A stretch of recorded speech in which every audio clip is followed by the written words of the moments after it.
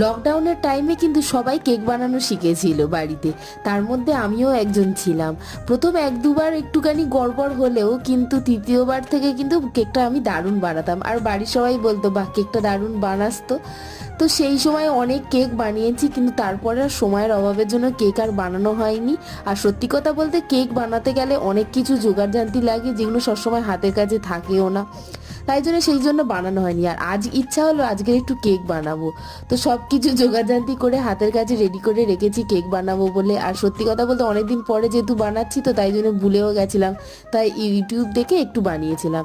ওরা যা যা পরিমাপ বলেছিল আমি তাই তাই দিয়েছিলাম। আমার এরকম কোনো রান্নাই হয় না, কিন্তু এই কেকের বেলায় কেন হলো আমি জানি না।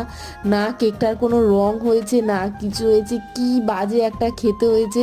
আর রেস্টুরেন্টেই বানিয়েছিলাম, ওখানে একটা দাদার খেতেছিলাম, দাদা বলে একদম ভালো হয়নি, খুবই বাজে খেতে হয়েছিল। যাই হোক, এইটুকুনি ভিডিও।